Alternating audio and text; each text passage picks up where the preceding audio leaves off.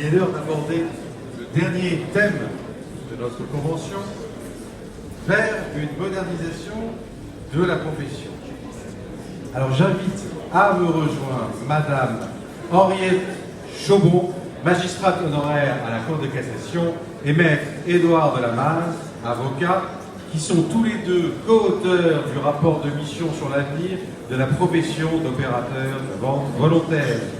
Et pour animer la discussion, Monsieur Laurent Caillot, journaliste pour Savannah Média. Laurent, c'est à toi. Je crois qu'ils n'ont pas entendu. Ils sont en train de discuter dans l'arrière-cour. Mon cher maître, Maître Lamaze, je vous en prie, Madame Chaubon, venez nous rejoindre.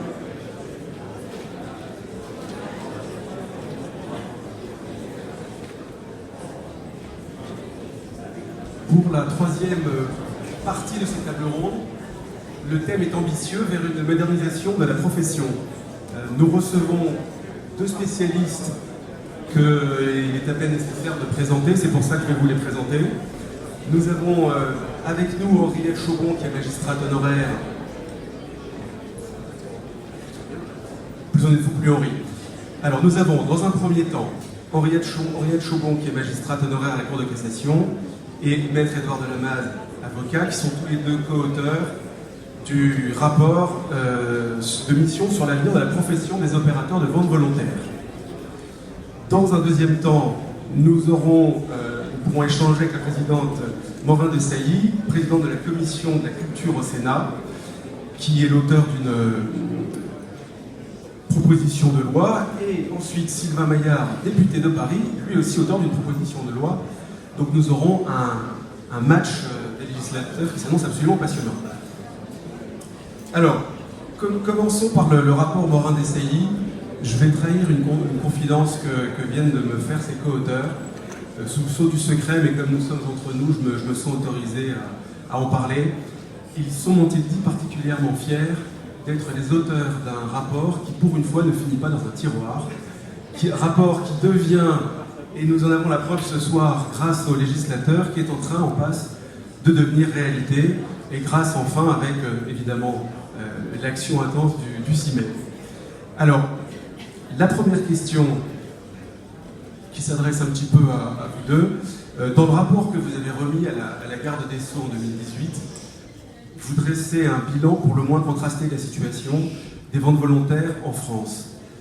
Que faut-il retenir du rapport dans ces grandes lignes? Non, je vais juste faire une introduction avant de laisser Henriette répondre directement.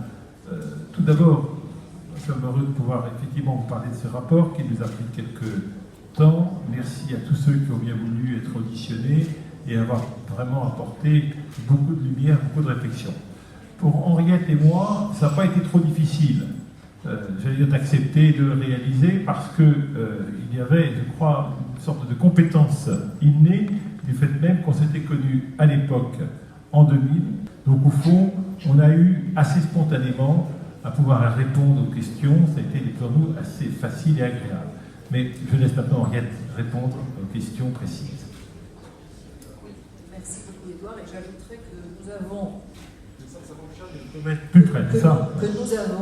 travaillé très étroitement et, je dois dire, sans discordance. Enfin, on a été très souvent, la plupart, très souvent d'accord. Alors, sur le bilan que nous avons tiré, on s'est bien entendu aspiré des travaux qui ont été faits par le Conseil des ventes, qui a fait quand même un travail notamment sur l'Observatoire très intéressant. Mais on a été très intéressés et, comment dirais-je, notre réflexion a vraiment été enrichie par les auditions. On en a fait beaucoup et on s'est rendu compte à quel point ce marché, il était à la fois ambivalent, c'est-à-dire qu'il a des faiblesses, mais il a des forces aussi extraordinaires. Alors les faiblesses, mais vous les connaissez aussi bien que nous, c'est d'abord son éclatement parce qu'il y a beaucoup de maisons de vente. Il y en a des grosses à Paris, il y en a beaucoup en province qui sont plus petites ou moyennes, qui ont parfois malheureusement des difficultés à l'heure actuelle, qui sont très éparpillées, et ça c'est quand même un facteur de faiblesse, je dirais. L'autre facteur, c'est qu'il y a une grosse concentration des ventes. Alors, grosse concentration des ventes dans les mains des plus gros OVV, et puis concentration des ventes sur la région parisienne. Et là aussi, c'est quand même un problème. On a envie de voir le maillage territorial beaucoup plus allant et les maisons de vente de province beaucoup plus alertes et à même d'avoir des ventes intéressantes, ce qui est déjà le cas. Mais bon, on a envie, nous, de voir prospérer ces maisons-là. À côté de ces deux points, je dirais, un peu négatifs, on s'est rendu compte quand même que finalement l'année 2017 a été une excellente année, avec vraiment une année même historique, je dirais, en termes de montant à juger. Par conséquent, c'est un marché qui a un fort potentiel.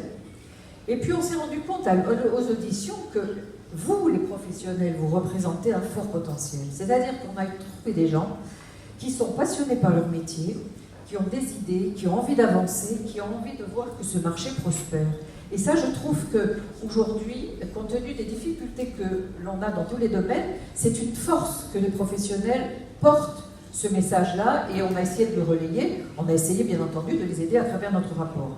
Alors, pour aller vite, parce qu'il y a plein de questions, c'est un contexte aujourd'hui qui est difficile, parce que, je l'ai dit, il y a des faiblesses, il y a des changements importants, il y a un changement qui est un changement de technique de la numérisation, par exemple, la dématérialisation, c'est tombé sur les professionnels, beaucoup s'y sont adaptés, mais ça va continuer. Et puis on voit bien qu'il y a diverses ventes qui sont faites par ces modes-là, qui ne sont pas du tout sécurisées. Donc il faut se battre sur ce secteur. Et puis, il y a la réforme à venir de la création des commissaires de justice, qui aura forcément des répercussions aussi, parce qu'il y a quand même beaucoup d'OVV qui sont aujourd'hui adossés.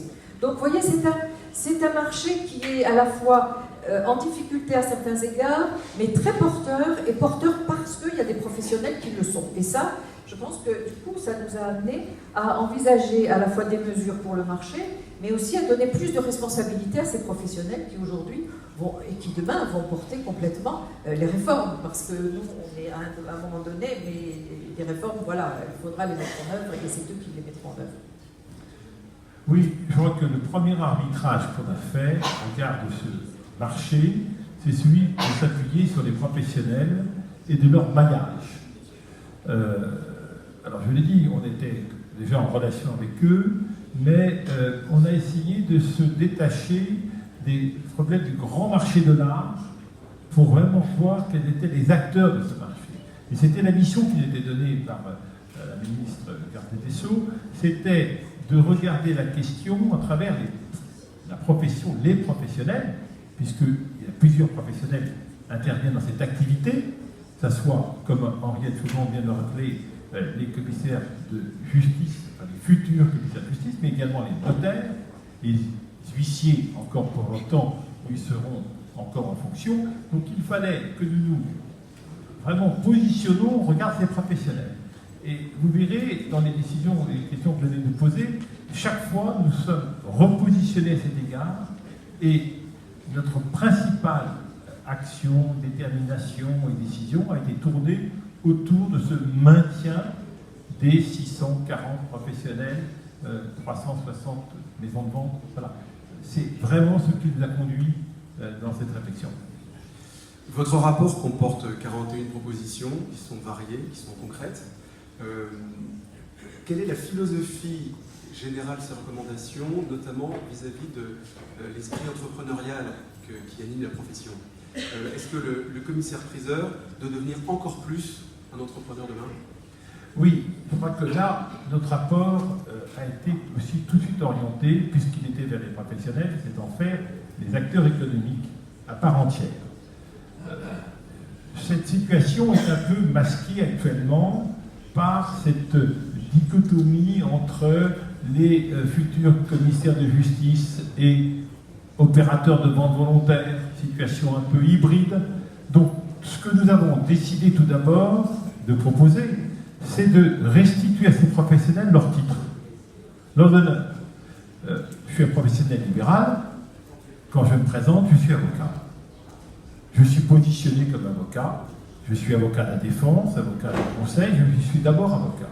Il fallait, moi c'est notre analyse, pour que ces professionnels puissent être reconnus par leurs clients, parce que c'est ça qui est important, pour qu'ils deviennent des vrais entrepreneurs, c'est que ce titre de commissaire-priseur leur soit restitué.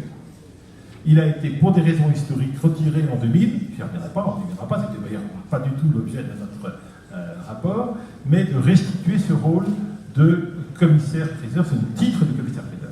Ensuite, ça ne vous a pas échappé, vous y viendrez, nous avons parlé de maison de vente. Parce que justement, pour nous, il y a un caractère économique derrière ce titre, cette activité. Il fallait que tout de suite, nous sachions que nous réfléchissions sur une question économique. Alors, comment marche une économie de marché libéral en France? Il marche d'abord sur la confiance, donc le titre.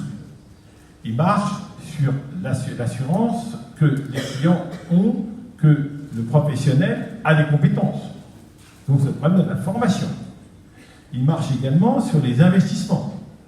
Là, nous avons fait des vraies propositions que, sur le plan structurel, de manière à ce que les professionnels qui interviennent dans les ventes volontaires puissent avoir les moyens financiers de leurs actions. Il y a, par la loi Mursef de 2000, ce qu'on appelle les sociétés professionnelles, les sociétés SPFPN, c'est un nom compliqué pour dire holding, qui doivent être mis à leur disposition, c'est-à-dire la possibilité d'aller récolter des fonds pour investir. Il y a également, sur le plan structurel, des réformes à apporter, notamment avec les lois Macron, qui ont été révolutionnaires et qui devraient pouvoir bénéficier aux professionnels qui sont les commissaires-priseurs. Or, ils n'ont pas été intégrés dans cette loi Macron. Donc il fallait absolument penser à le proposer, à ce qu'ils y soient intégrés à part entière.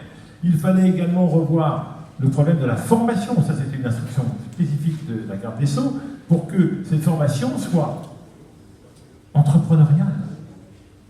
Avoir un collaborateur qui connaît tout du Moyen-Âge, s'il ne sait pas lire un bilan, ça va poser un problème à un moment donné. S'il confond les chiffres d'affaires et le bénéfice, surtout en cette matière, ça va poser un vrai problème. Et est-ce que c'est aux professionnels d'apporter cette formation, ou est-ce que c'est à ce professionnel, au fond, d'accompagner ce jeune vers cette formation? C'est ce que nous avons pris comme position, notamment à ce qu'il puisse y avoir très vite une formation d'excellence entrepreneuriale. Alors, on pourrait également multiplier les propositions que nous avons faites, parce qu'il y en a 41, hein. Mais il y a aussi, pardon de dire très rapidement, des simplifications. On est envahi par les textes. Parlons de l'ivoire. Je crois que quand je parle de ça, tout le monde, on va pas compter ni peser les touches de piano. On n'avait dit pas les sujets qui fâchent. Voilà. Bon, alors, supprimons ça. Arrivons. Et notre rapport a trouvé ces points de blocage sur le problème de qu'est-ce que je pourrais vous dire d'autre encore? Sur le problème bien sûr, des taxes, des frais de fonctionnement du Conseil des ventes. Est-ce qu'il n'est pas trop élevé? On n'a pas hésité à en parler. Je l'ai entendu. En tout cas, lors des éditions dont parlait Ariel, nous avons entendu des professionnels nous dire on paye trop cher. Vous voyez? Donc toutes ces questions, le dernier, qui est celui important, et je pense que Ariel, tu veux te laisser le dire, c'est celui du périmètre. Nous avons constaté que les commissaires-priseurs, que nous voulons remettre en scène avec un nouveau titre, avec leur titre ancien, il faut leur ouvrir le périmètre. Il faut absolument qu'ils puissent exercer dans d'autres matières que uniquement marteau. Mais là-dessus, Henriette va pouvoir développer si tu le souhaites. Oui, non, moi, ce que je voulais dire, juste dire que sur cette philosophie-là, à côté de la philosophie économique, on a aussi souhaité maintenir l'atout que présente aujourd'hui la sécurité des ventes. C'est-à-dire qu'on a voulu que la vente reste un acte civil, parce que c'est un acte qui est fait par un mandataire, parce que c'est un acte qui n'est pas un acte de commerce. Et ça, c'est un parti pris aussi extrêmement important, hein, qui finalement permet de décliner tout le reste, de dire que la vente est une vente civile, elle est parfaite dès l'adjudication. On ne peut pas, il n'y a pas de droit de rétractation. Une fois que le marteau est tombé, le marteau est tombé. Et finalement, pour les professionnels, c'est important, ils restent mandataires, ils restent arbitres. Ça aussi, c'est quelque chose de tout à fait spécifique. Et c'est un atout, parce qu'on nous l'a dit au moment des auditions, c'est un atout du marché français. Et à côté de ce volet économique, c'est vrai que cette sécurité juridique, on a voulu quand même vraiment la maintenir à côté de toutes les mesures dont Édouard de Lamaze parlait tout à l'heure, c'est-à-dire tout ce qui a permis, tout ce qui nous paraît permettre en tout cas d'étendre le marché, c'est-à-dire la vente quand il y a un juge des tutelles qui intervient, les inventaires fiscaux bien entendu, les successions, les ventes des biens corporels, tout ça ce sont des choses qui nous semblaient assez évidentes de devoir être confiées au commissaire-priseur. Les commissaires-priseurs qui sont présents dans la salle ont pris par cœur les 41 propositions, donc ça, aucun souci de ce côté-là. Il y a l'une des solutions proposées qui a particulièrement retenu leur attention, c'est la transformation du CVV en conseil des maisons de vente, composé en majorité de professionnels. Au Sénat, plusieurs voix ont douté de l'ambition de cette mesure pour redynamiser le marché. Quelle est votre réponse à cet éventuel doute? Alors, s'il s'agit de parler de ce qui s'est fait en 2000 et en 2011, on peut le faire. Ce qui va se faire plus tard au niveau des textes de loi, peut-être qu'il faut mieux laisser la parole aux législateurs. Non, nous, ce que nous avons constaté, et c'est encore une fois une question de logique, nous étions là pour faire en sorte que ces entrepreneurs libéraux qui sont acteurs d'un secteur économique qui est celui des ventes aux enchères puissent survivre, revivre, se requinquer et avoir des moyens d'action les plus importants. Nous sommes dans un monde de régulation. Mais si nous ne sommes pas dans un monde de régulation, nous sommes dans un monde de dérégulation. C'est important, parce que c'est un choix de société. Soit vous êtes totalement libéral et vous dérégulez l'ensemble du système économique sur lequel vous intervenez, soit vous dites, je pense qu'il y a des raisons d'intérêt général et aussi de confiance réciproque entre le professionnel et le client, comme vient de parler Henriette Febon, qui doivent être maintenues, et ça, c'est la régulation. Qui dit régulation dit-il obligatoirement autorité de régulation? Alors, oui, ça, une autorité ou texte législatif très ferme ou des décrets très fermés qui permettent de ne pas évoluer. La régulation peut se faire parfaitement par un service interne du ministère. C'est parfaitement possible. Et on a beaucoup d'exemples de régulation en France qui sont en fait organisés par les ministères eux-mêmes, de tutelle. Je n'ai pas dit, attention, on n'a pas dit professionnel réglementé. Hein. Régulation réglementée, pardon, je parle de ça de spécialistes, c'est très différent. Les réglementés, ce sont les avocats, les notaires, les médecins qui ont un ordre. Il ne s'agit pas de revenir en arrière. On va quand même bien pas proposer cette solution, qui serait incongrue, d'ailleurs contraire même aux directives européennes. C'est même tout à fait inconcevable. Donc on était plutôt sur une notion, soit les professionnels libéraux quittent la notion libérale et deviennent des commerçants. Tout simplement. Assujettis au code de commerce. Et au fond, l'acte de vente aux enchères est un acte de commerce, mais qui peut être exercé par tout le monde, et il fallait l'accepter. Dans ces cas-là, on détruisait les 630 ou les 360 maisons de vente, et on disait, messieurs, dames, la porte est ouverte, tout le monde peut parfaitement faire cet acte de vente comme un acte de commerce classique, non protégé. On a estimé, pour les raisons préalables que j'ai dit tout à l'heure, qu'en raison de la nécessité de protéger le professionnalisme, protéger le maillage, protéger ces professionnels qui se sont investis pendant des années, il ne fallait pas raisonner comme cela. Pourquoi? Parce que dans les pays où cela se passe, il y a une concentration très très forte des maisons de vente, pour ne pas dire un monopole de la maison de vente, puisque c'est à celui qui est le plus riche qui gagne. Ce n'est pas l'esprit français, ce n'est pas l'histoire de votre profession, et ça n'a pas été la genèse de notre réflexion. Revenons-en au Conseil des maisons de vente. Quel est le portrait robot pour vous de son président? Quelles doivent être ses caractéristiques? Oh là là. Mais C'est d'abord, une question on en qui a agite un on petit en a un là, qui est ici présent, qui a été nommé par. Voilà, il y en a un qui a été nommé par le garde des Sceaux, et nous saluons d'ailleurs vivement, je n'ai pas eu encore l'occasion de le faire tout juste tout à l'heure, et je salue bien sûr le président du Conseil des maisons de vente. Non, je suis mal placé pour en parler, donc, et je crois qu'Henriette, on s'était dit qu'on allait voter en touche sur cette question. Sauf que, on va vous rappeler notre rapport, c'est-à-dire notre réflexion. Monsieur le Président, c'est notre réflexion avant votre nomination et dans le cadre d'une réflexion générale. Voilà. Merci, Monsieur le Président.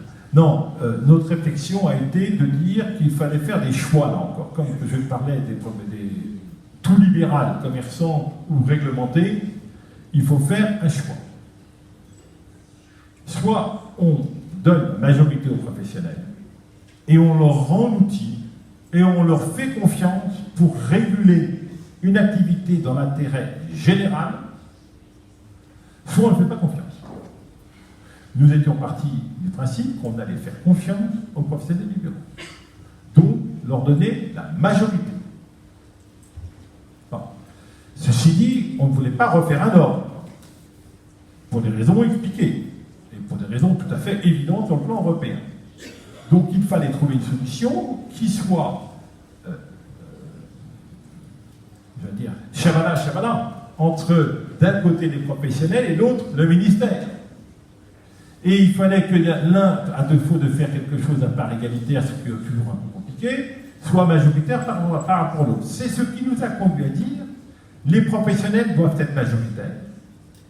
Donc, il n'est pas normal que le président qui a été proposé par les professionnels soit nommé en revanche par le ministre ou la ministre.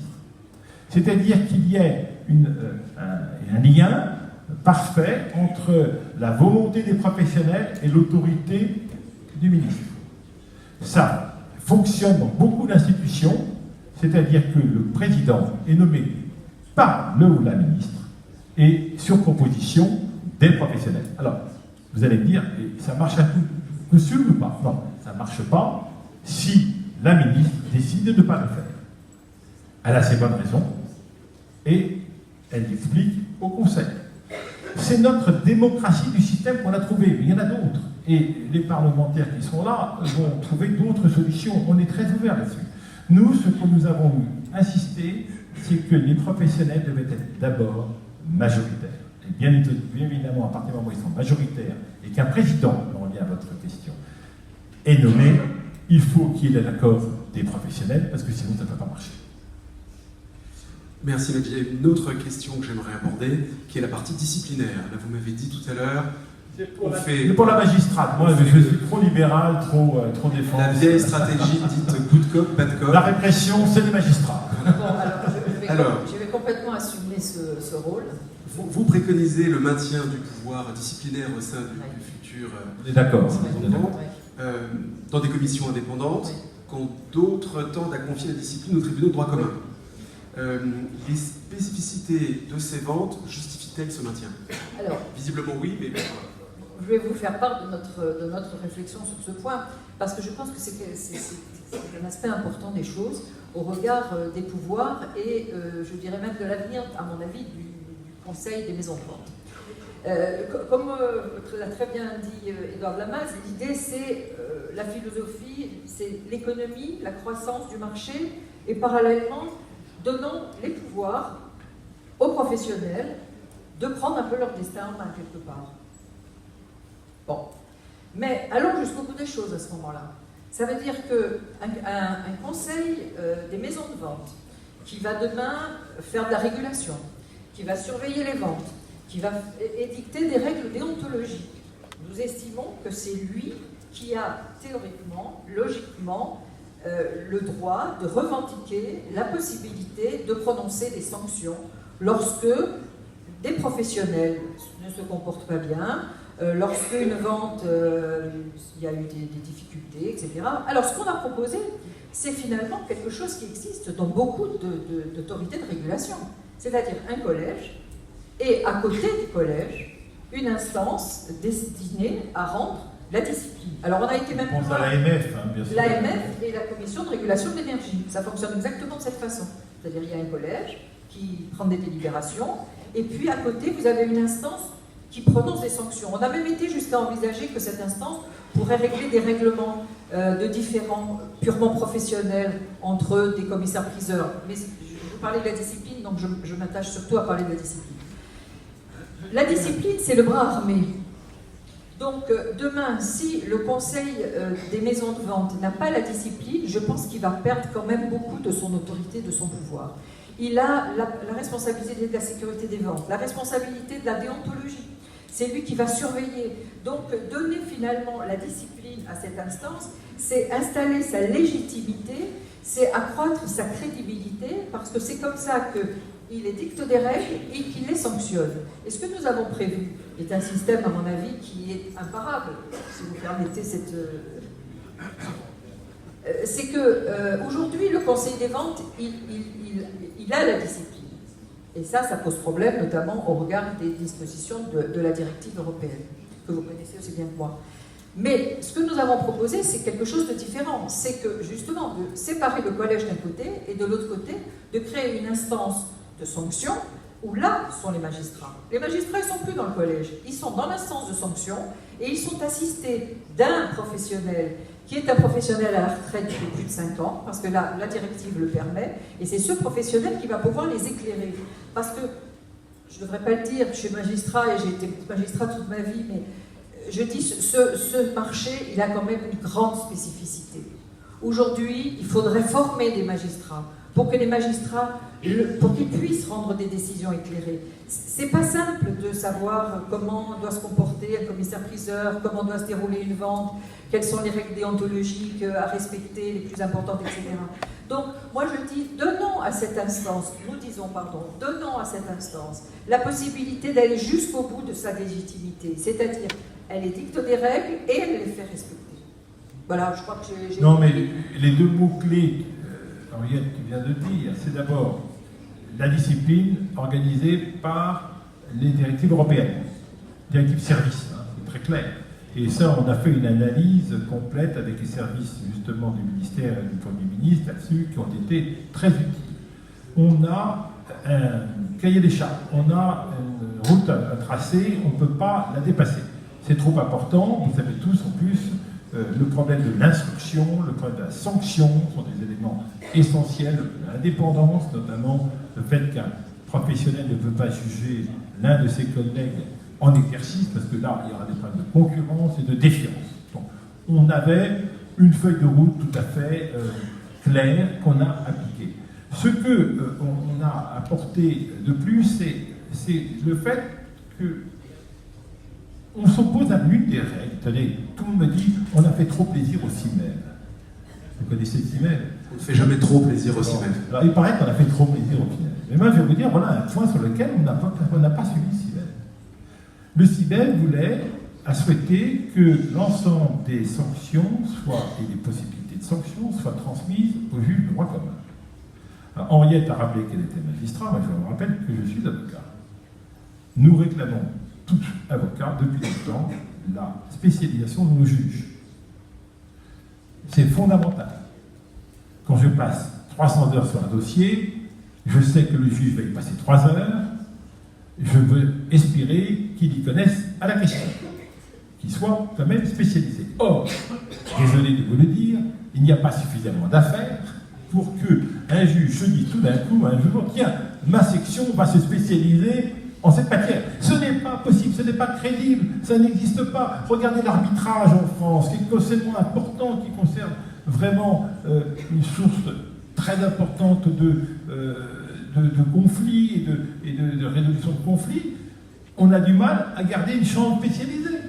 Donc, si vous voulez, imaginez qu'on aille devant le juge de droit commun des référés, mais s'il vous plaît, allez à l'audience des référés le matin à 9h au tribunal et vous allez voir dans quelles conditions vous allez le juger. C'est pas possible. C'est pas un service à rendre aux professionnels. Et notre sagesse, entre guillemets, a été de dire, s'il vous plaît, acceptez qu'il y ait une nomination de magistrats qui seront, comme le vient d'expliquer Henriette, tout à la fois dedans et dehors, qui avec un professionnel, on y revient, qui est à la retraite depuis plus de 5 ans, donc est devenu un sage, parce qu'il n'a plus de raison économique de se battre contre un concurrent, eh bien, puisse traiter de cette affaire sur le plan disciplinaire ou sur le plan de l'instruction, parce qu'il y a les deux éléments que nous avons intégrés dans notre rapport. Merci beaucoup pour ces explications. Nous retiendrons qu'il faut donc passer 5 ans après la retraite pour devenir sage. Oui, oui. Je vais passer... Jugez vos confrères. Je vais passer la parole à Catherine Morin-Desailly, qui est présidente de la Commission de la Culture, de l'Éducation et de la Communication au Sénat. Vous êtes auteur de la proposition de loi visant à moderniser la régulation du marché de l'art, adoptée à l'unanimité en première lecture au Sénat. Déjà, toutes nos félicitations pour cette brillante adoption à l'unanimité. Quelles en sont les principales mesures à l'aune de ce que nous venons d'entendre? Alors bonjour à toutes et à tous, ravi de participer à ce débat qui j'espère va éclairer en fait la législation en cours d'élaboration. Ça a été voté en effet à l'unanimité au Sénat, avec l'approbation aussi de la garde des Sceaux, parce que je tiens à dire qu'on a eu aussi des conversations pour avancer utilement. Vous savez, quand on dépose des textes de loi, quand ceux-ci sont d'initiative parlementaire, il est important de dialoguer avec les différentes instances et avec bien sûr le gouvernement et les ministres en charge pour pouvoir eh bien, ajuster la loi au plus près, tout en respectant bien sûr les initiatives parlementaires. Donc ce texte est en navette, il doit partir désormais à l'Assemblée nationale, où j'espère qu'il sera examiné le plus vite possible, parce qu'on a toujours intérêt voilà, à ce qu'il y ait un certain rythme dans l'adoption des textes de loi, où il rencontrera la proposition de mon collègue et ami Sylvain Maillard. On aura beaucoup d'échanges sur ce sujet pour finaliser un texte, je l'espère. Peut-être pour redonner aussi une mise en perspective, pourquoi on s'est intéressé à ce sujet au Sénat. De longue date, bien entendu, la commission que je préside s'intéresse à l'attractivité du marché de l'art. Des rapports avaient été effectués par, je vous renvoie au rapport de mon collègue Jean-Pierre Plancade il y a quelques années, mais en même temps, bien entendu, nous nourrissons des rapports aussi faits à l'Assemblée nationale, et je voudrais citer quand même le rapport de Stéphane Travers. Si je vous dis tout ça, c'est parce que ces textes, forcément, ces rapports ont inspiré notre réflexion.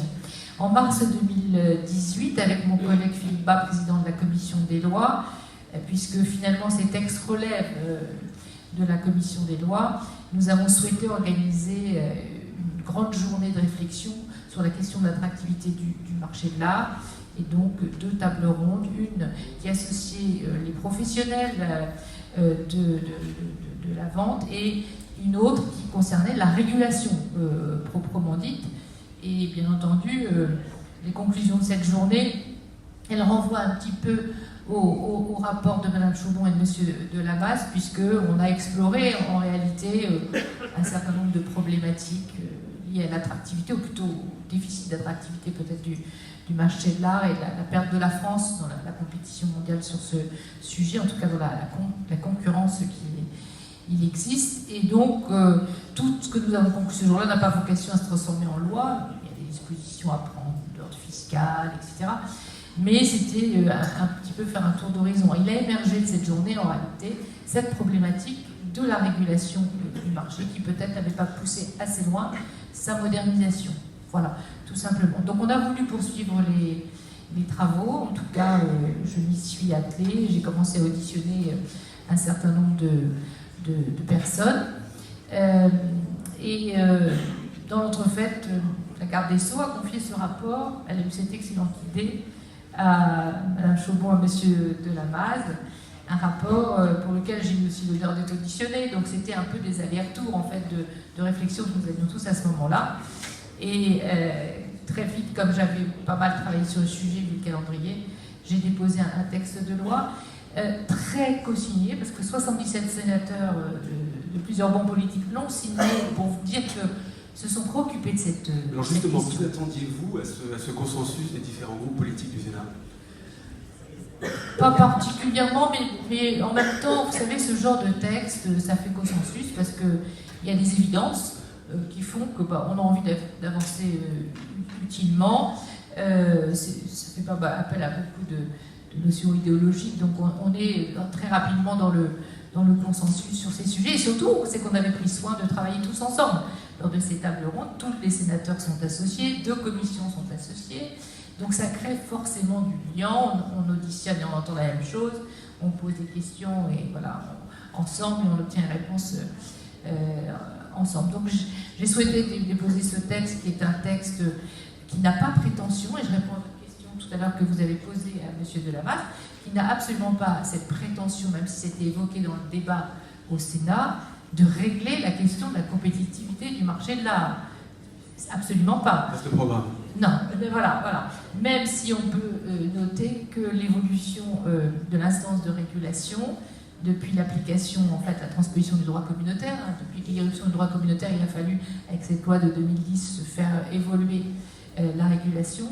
En effet, on se rend compte que ça n'a pas beaucoup dopé la compétitivité du marché de l'art si on regarde la place de la France, qui reste sensiblement la même si en volume, le nombre de ventes a été plutôt en hausse. Seulement, ça a juste pour prétention de poursuivre cette modernisation, d'entendre les professionnels que vous êtes, les avoir entendus, faire en sorte que finalement, comme l'ont très bien exprimé les précédents orateurs, eh bien, on puisse voir la profession davantage impliquée dans toute sa diversité. Vous avez parlé de maillage territorial, il est très important de dire aussi, vous savez, au Sénat, on est très attaché au territoire, que tout ne passe pas nécessairement par Paris, et qu'il y a aussi, voilà, cette profession, elle illustre aussi le maillage territorial de la France, on y est attaché. Donc, voir que cette instance représente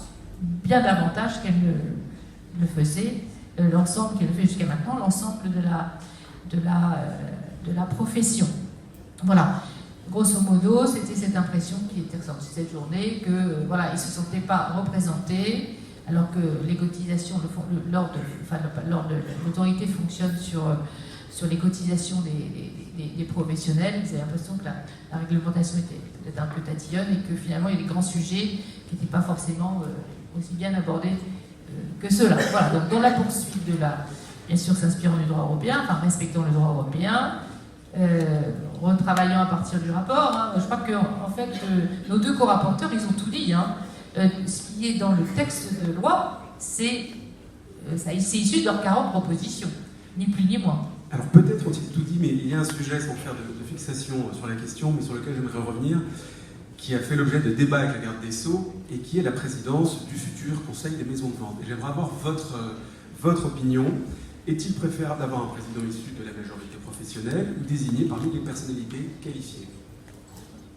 Moi, je pense qu'il faut faire confiance au Conseil constitué, qui désignera celui ou celle qu'il pense être le plus à même de présider l'instance, avec l'approbation, bien sûr, de la garde des Sceaux, qui peut d'ailleurs émettre un veto.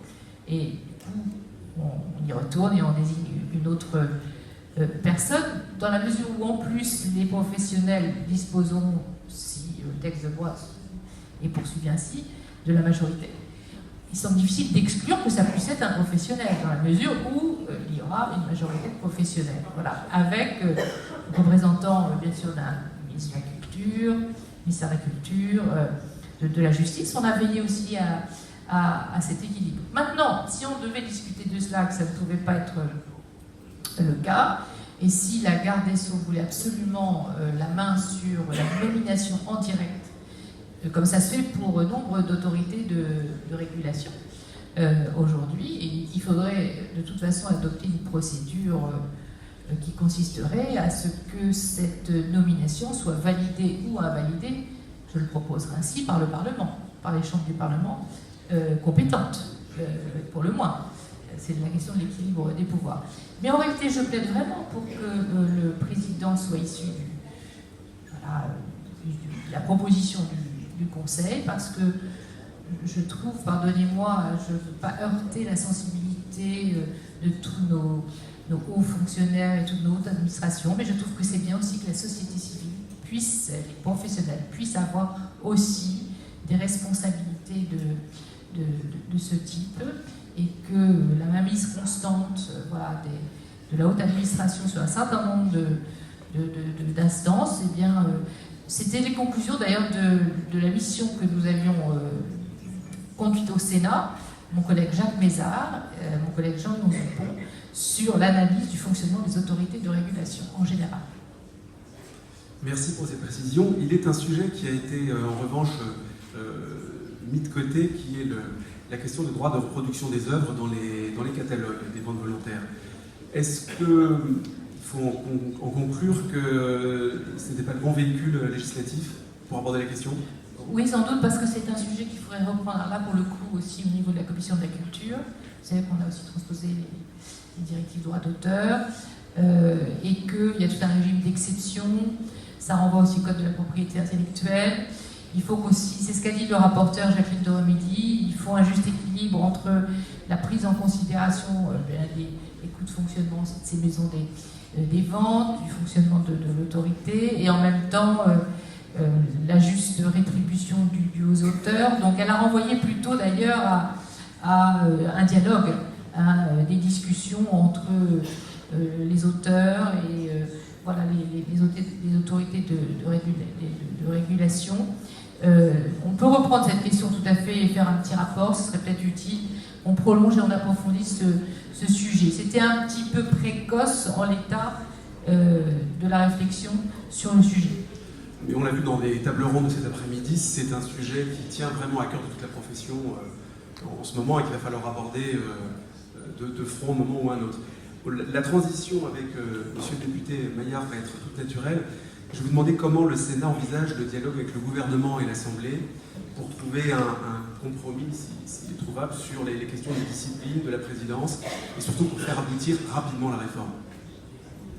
Alors, déjà pour aller vite dans la procédure parlementaire, c'est une proposition de loi dont généralement les propositions de loi sont inscrites dans ce qu'on appelle des niches réservées aux groupes politiques à une proportion de leur nombre. Les groupes ont plus ou moins de niches dans le temps réservé au Parlement pour inscrire un sujet qui leur tient à cœur. Moi, ce n'est pas ce que j'ai choisi.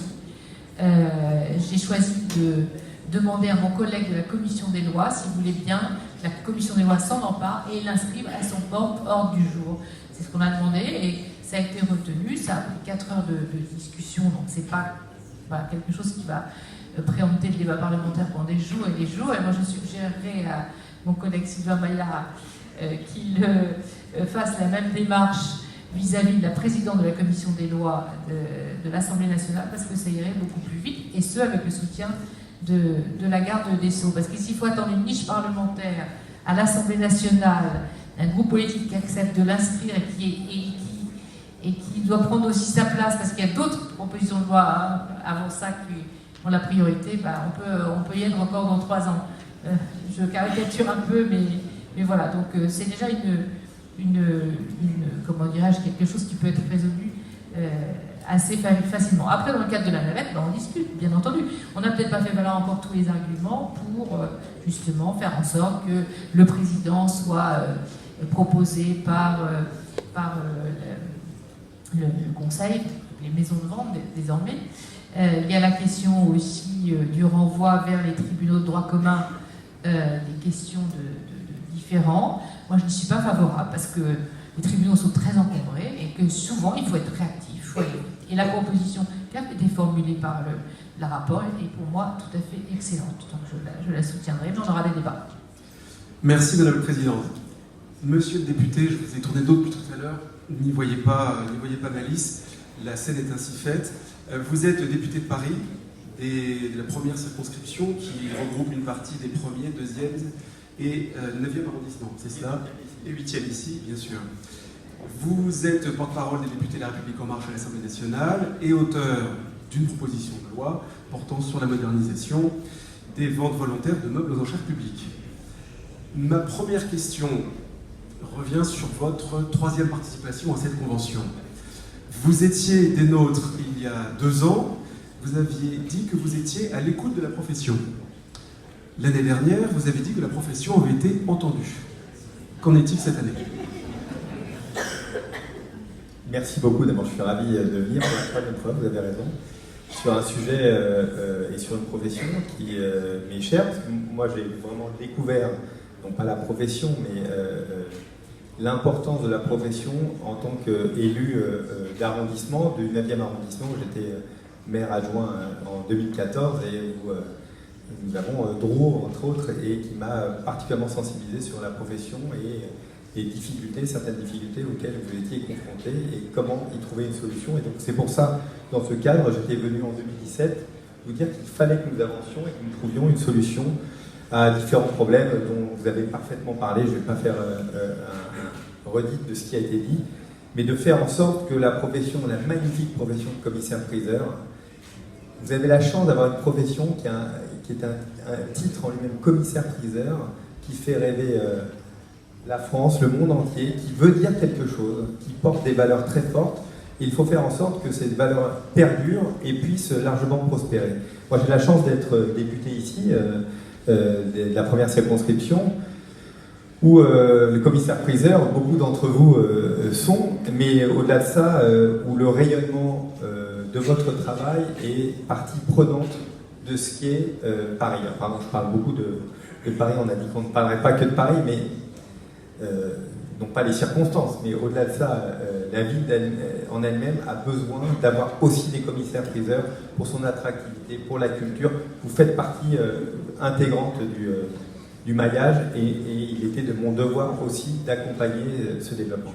Alors ensuite, je découvre, moi je suis un jeune parlementaire, en tout cas nouveau parlementaire, et je découvre, j'ai moins d'expérience que Catherine Morin-Desailly dans l'organisation des débats. C'est très difficile de faire prospérer une proposition de loi. D'abord, il faut l'écrire. Comme l'a parfaitement dit Catherine Morin-Desailly, pour qu'elle puisse prospérer, pour qu'elle puisse vivre, il faut discuter avec la chancellerie, ça me semble essentiel, mais pas que, avec l'ensemble des ministères qui sont impactés dedans. Et d'ailleurs, la proposition de loi que je porte avec mes collègues, on a un peu plus de 300 signataires sur cette proposition de loi, elle porte aussi un équilibre dont une grande partie provient du rapport Chaubon-Lamaze et qui est un excellent rapport. Vous avez vraiment, ça a été largement dit, vous avez parfaitement structuré nos propositions de loi et cadré les discussions. Après, il y a certains éléments qui sont pour nous difficiles à mettre en place. Ça ne veut pas dire qu'à terme, on n'y arrivera pas, mais je pense, entre autres, à des points, peut-être on va revenir ensuite, mais plusieurs points sur lesquels il faut bien comprendre du point de départ auquel nous partons et le point d'arrivée auquel nous voulons arriver et pas où nous rêvons d'arriver. Avançons au fur et à mesure. Mais très clairement, la profession a été entendue et nous porterons et nous allons trouver les chemins pour qu'en 2020, en tout cas je l'espère pour le premier semestre, nous aurons pu aboutir avec Catherine, parce que notre ambition elle est très claire. Il n'y a pas de compétition. Il y a un texte qui a déjà été voté au Sénat et s'il arrive en premier prêt à l'Assemblée nationale, pour nous, nous l'amenderons bien sûr sur certains points, mais nous le voterons parce que nous voulons que ça aille vite. Si je peux me permettre, il n'y a pas tant de points, ça peut être un petit peu un dialogue. Il n'y a pas tant de points de divergence que ça, en fait, parce que si on en juge, vous avez bien suivi les débats, avec la garde des Sceaux, Madame la garde des Sceaux, il y avait deux sujets, vous les avez évoqués, voilà, qui posaient un peu question. C'est, encore une fois, la désignation du président ou de la présidente de l'autorité, et puis la question disciplinaire. Voilà. Sur la question de la présidence, j'ai senti Madame la garde des Sceaux, elle n'a pas émis un avis défavorable non plus ce jour-là, comme nous avons eu les débats. Donc je pense qu'elle-même réfléchit en fait à la meilleure solution. Donc le débat est tout à fait ouvert. Donc il y a des points d'amélioration. Peut-être qu'on aura le temps de réfléchir sur la question justement des droits d'auteur dans la navette. C'est une opportunité, je pense, pour bien compléter le dispositif, répondre aussi à la demande des professionnels dans un souci d'équilibre aussi avec les auteurs. Mais moi je suis plutôt optimiste parce qu'on a les mêmes objectifs en fait. C'est continuer à bien améliorer la régulation du marché, instaurer cette maison de vente des ventes volontaires et respecter à la fois un maillage territorial, une diversité de la profession qui est bien représentée, Avoir une instance de régulation, c'est important aussi pour régler les différends et aller vite. Avoir une instance qui permet la formation, qui permet cet esprit d'entrepreneuriat qu'a évoqué Édouard Delamache. Voilà, je crois qu'il n'y a pas beaucoup de points de divergence en réalité. Voilà, on devrait avancer très vite si on le veut. Qu'en dites-vous? Bon, sur le point de la présidence, dans la proposition de loi que nous portons, il y a eu des discussions assez longues et des navettes différentes. On est arrivé à un point sur lequel, on dit très clairement, on est susceptible de bouger. L'idée, elle était de dire une majorité de professionnels et une minorité au sein du CNV, une minorité de gens désignés, et donc, quelque part, dans le chemin dans lequel nous sommes inscrits, de dire que la présidence revenait à une nomination de la garde des Sceaux. C'est quelque chose, à titre personnel, sur lequel moi je suis prêt à bouger, parce que voilà, je suis aussi entrepreneur et je pense qu'il faut faire confiance pleinement, et c'est plutôt le chemin dans lequel je me placerai. Par contre, c'est vrai que je le dis, la PPL, la proposition de loi, pardon, pour le moment, propose une désignation. On verra dans les débats. En tout cas, pour nous, pour moi, c'est pas un point dur. Le point qui est le plus difficile, c'est sur la gestion des conflits. Et où là, on a eu un long travail. C'est aussi ce qui a expliqué la difficulté pour poser une proposition de loi, où je suis venu vous en parler, je crois, au mois de novembre l'année dernière.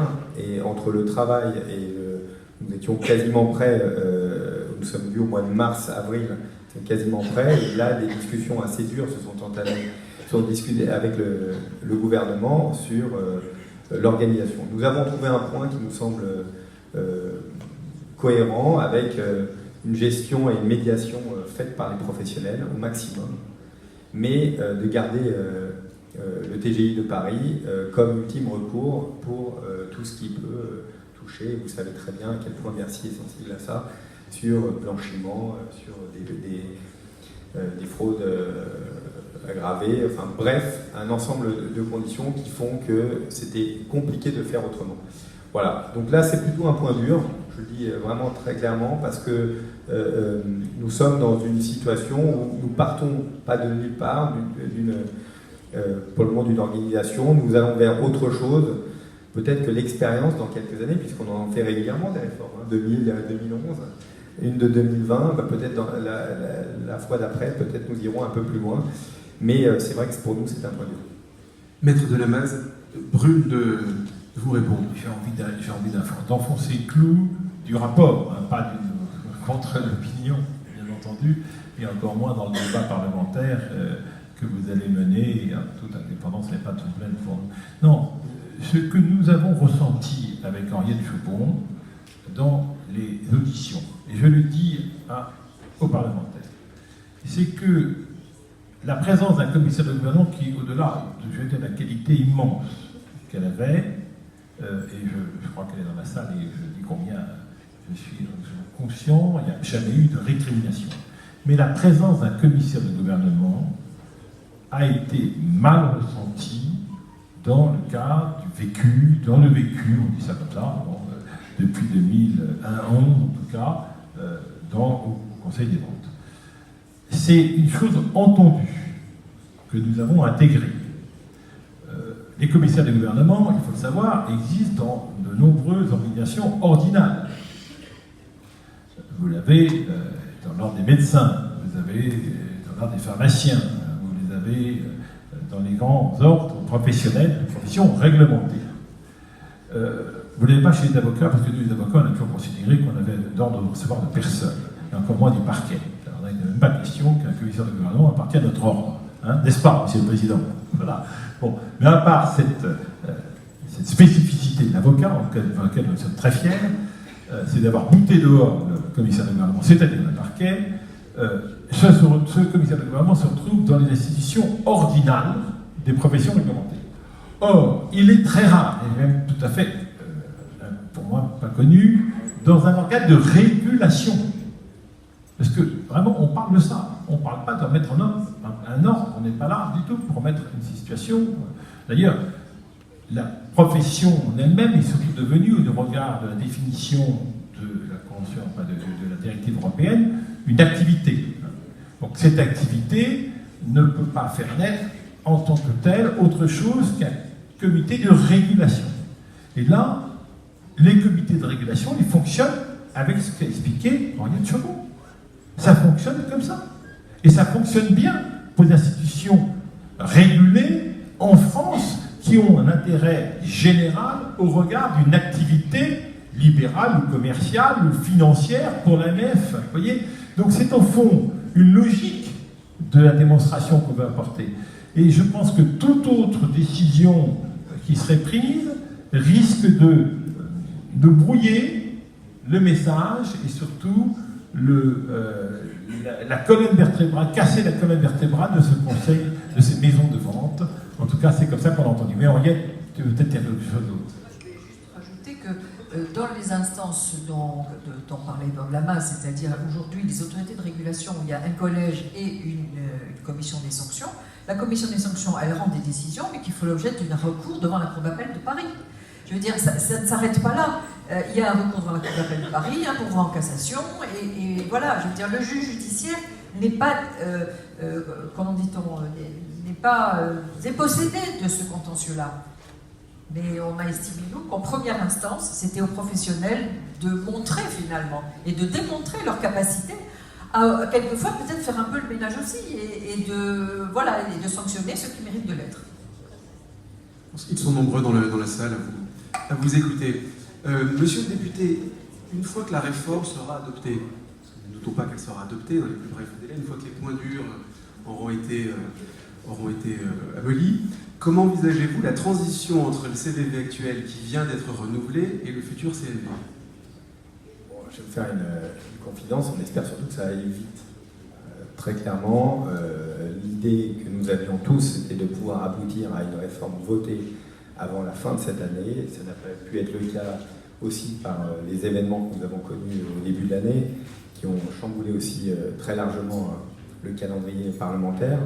Mais l'idée, c'est de pouvoir y aboutir le plus rapidement possible et de faire en sorte que dans cette année 2020, il puisse y avoir un basculement entre le système actuel et le nouveau système que nous allons mettre en place avec le Sénat.